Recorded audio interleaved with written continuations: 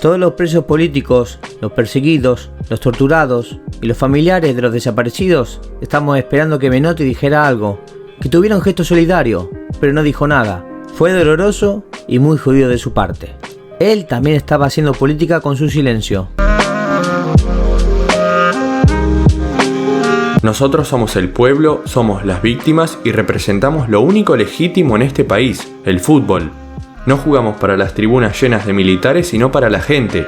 Nosotros no defendemos la dictadura, sino la libertad. Era el año 1978, era el año de una nueva Copa del Mundo. Tras una grata experiencia en Alemania 4 años antes, la sede a muchos les causó incertidumbre, no por quién era el país encargado, sino por lo que ocurría dentro de él. Y entre muchos misterios y enigmas que han sucedido en la historia del campeonato más relevante del deporte rey, aparte de pequeñas historias inusuales y esperables de cada edición, hasta ese momento no se había visto un mundial que encerrara tantas cosas junto al fútbol. En pasadas experiencias, hablando de 1934 y 38, los mundiales de fútbol tuvieron el primer encuentro con la política, cara a cara, volviéndose el arma y herramienta favorita de ciertos personajes. Las condiciones no eran buenas, pero lo que ocurrió mientras aconteció el Mundial de Argentina en dicho año superó cualquier otro gran misterio que el fútbol se le había presentado en general, porque en medio de la peor dictadura que acechó a Sudamérica, mientras un montón de crímenes crueles le ocurrían a una sociedad maltratada, estuvo presente el fútbol, y de hecho se hizo gran y grave protagonista de la herida más profunda de todo un país. Se nos cuenta la gran leyenda de Kempes y la primera conquista del albiceleste como campeona de todo el mundo. Se nos narra también cómo esta cambió y fue crucial en el desarrollo de este deporte en el país y toda la influencia futbolística que tiene ese momento hasta el día de hoy. Pero se ha evitado con o sin intención las demás repercusiones que tuvo algo tan grande como celebrar un mundial, aquel evento masivo que millones viven, sienten y ven apasionadamente. Todo esto en medio de un punto de la historia en donde infringir los derechos humanos más básicos era el pan de cada día. En este video vamos a hablar del fútbol durante la dictadura de Jorge Videla en Argentina, haciendo énfasis en el inmenso peso que cargó el fútbol en ese momento. Quédate porque comenzamos.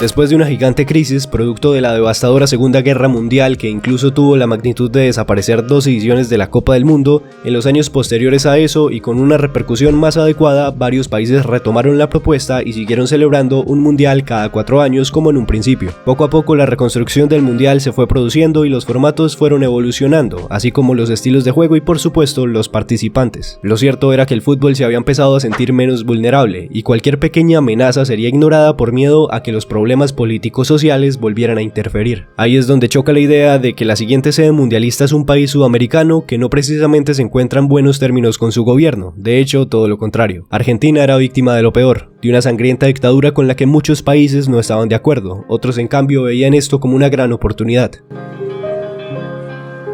Aunque el país albiceleste obtuvo la posibilidad de albergar un mundial antes que muchos otros grandes países, esta no fue la primera vez en la que intentó hacerlo, porque durante décadas pasadas peleó y estuvo a punto de ser escogida pero nunca lo había logrado. El deporte rey en Argentina cada vez se había consolidado más y con buenas actuaciones en diferentes mundiales, la sociedad ya había hecho parte de su misma cultura al balompié. Su candidatura fue rechazada para los mundiales de 1938, 62 y 70 y cuando por fin la consiguieron pasaban por un inoportuno momento, aunque eso es debatible, depende de para quién y para quién no fue algo bueno. En fin, varias selecciones se oponían rotundamente a la idea de realizar el mundial en un país lleno de violencia y sobre todo peligro. La primera ideología proveniente de Europa y las selecciones más fuertes del viejo continente promulgaba que era indignante siquiera pensar en celebrar un deporte que fomentaba la paz en un país en donde eso no existía. Además de que no era difícil darse cuenta conforme se profundizaba en la situación que cualquiera que entrara estaba exponiendo su vida a un régimen genocida, sobre todo cuando eran personalidades tan importantes a nivel mundial como lo son los futbolistas. Quien más propagó esta manera de ver el Mundial de Argentina fue la selección holandesa, vigente subcampeona y selección del momento. Fue por esto que Johan Cruyff, entre otras razones, no asistió a esta Copa del Mundo. La otra ideología era todavía más turbia pero entendible. Provenía de mayoritariamente gente del poder que le convenía un Mundial en Argentina en donde se incluía por supuesto el mismo gobierno militar. Para estas personas el Mundial en Argentina unificaría a todo el pueblo y de alguna u otra manera establecería las cosas, más si la Argentina ganaba por primera vez el Mundial en su casa. De otra manera el pueblo argentino argentino, oprimido por la dictadura, quería que el mundial se realizara no para tenerlo en su país, sino para dar visibilidad al mundo de la triste y dolorosa realidad que pasaban en esos años. Pero, ¿qué era lo que estaba pasando en Argentina realmente?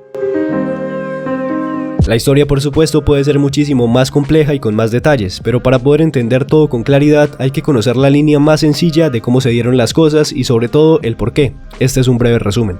Todo lo ocasiona la muerte del presidente Juan Perón, que una vez fallecido deja el poder a manos de su mujer, quien no sabe manejar la situación y termina provocando desastres. El desorden político y social por el que atravesaba el país llevó a que en 1976 las Fuerzas Armadas Argentinas tomaran el poder, el famoso golpe de estado liderado por Jorge Rafael Videla. El gobierno que Videla había impuesto era muy clarito: cualquiera que quisiera cuestionar o traicionar al régimen sería exterminado, cualquiera con un pensamiento diferente sería perseguido. Así miles de personas fueron muestras de la herramienta de control de ese país para entonces, el terror para que nadie dijera nada y así no los bajaran del poder, en otras palabras, censura. Algo muy común en esos años era ver aparte de las persecuciones, secuestros y desapariciones de miles de civiles por todo el país, todo esto con el fin de seguir generando miedo y censurar todo lo que no siguiera estrictamente su pensamiento.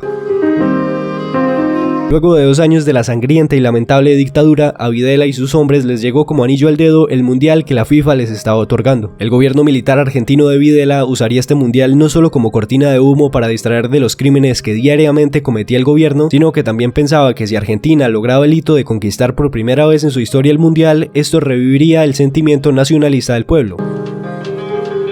Así pues, Argentina tendría un mundial satisfactorio pero tambaleante. Si bien ganó los partidos que debía ganar, en la segunda fase dependía de ganarle a Perú por una buena diferencia de goles para ir a la final, ya que de lo contrario Brasil, que acabó con los mismos puntos, lo pasaría en la tabla. Ese último partido que el albiceleste debía ganar goleando era contra la gran selección peruana, que había tenido muy buenos resultados y que en todo caso no era una selección muy fácil de vencer, pero sospechosamente los argentinos lograron hacerle 6 goles, un partido que después tuvo que ser investigado por supuestos rumores de amaño entre Videla y dirigentes incas. Cabe mencionar que años después, anónimos confirmaron el arreglo de ese partido. Todos sabemos qué pasó en la final del mundial, Argentina contra Países Bajos. Un contundente 3-1 le bastó a la local para hacer gritar al pueblo de emoción: eran campeones del mundo. Entre lágrimas de emoción y tristeza mezcladas, los argentinos disfrutaban la gloria de ser campeones, mientras vivían el miedo de un estado terrorista. Duele saber que fuimos un elemento de distracción. Naturalmente, ¿cómo no? Nos usaron como un arma propagandística y no lo pudimos ver. Tan sucio como irónico, Videla se encargó personalmente de implantar una idea falsa y errónea de Argentina al mundo, vendiéndolo como un país que se encontraba en las mejores condiciones. Lo peor es que seguramente él lo creía que su manera de gobernar era la mejor para poner orden a la nación. La estrategia, dejando de lado lo moral, obviamente, era brillante, porque el gobierno se aprovechó completamente del mundial e intentó asociarse con el fútbol para que sus creencias fueran comparadas con lo que el deporte representa: alegría, precisión, salud. Claramente la realidad era un poquito distinta.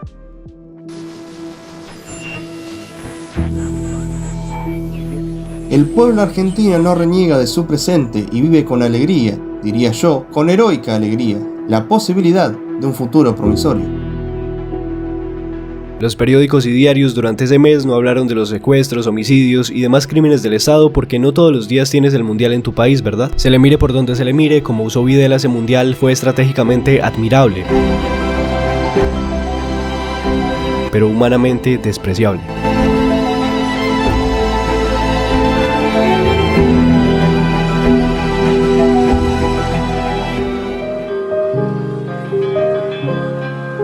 Una cortina de humo inimaginable que funcionó a la perfección, pero que, como dice la ley de la vida, siempre todo caerá por su propio peso. El régimen concluyó debido a problemas internos que hicieron que se rindieran, dejaran el poder y llamaran a elecciones. Y por otra parte, los autores del dolor, sufrimiento y sangrienta oscuridad fueron condenados. De tantos mundiales en la historia, esta más que una fiesta fue un alivio, pero también una trampa a una sociedad que merece al menos que su historia se conozca. ¿Creen que el mundial de 1934 al mando de Mussolini o alguna otra edición de la Copa fue peor que la de Argentina? Los estaré leyendo como siempre. Si les interesa que haga un video similar sobre lo que pasó en precisamente Italia 34, solo dejen su like, comentario, y si veo mucho apoyo seguramente lo traeré muy pronto. Sin más, espero que este video haya sido de su agrado, pero sobre todo que les haya parecido interesante. Ya saben que si quieren ver más de este tipo de contenido, la mejor ayuda es dejando sus interacciones, bien sea en likes, comentando y suscribiéndose si es que aún no lo han hecho. Yo soy Chapas del Crack y nos vemos en la próxima.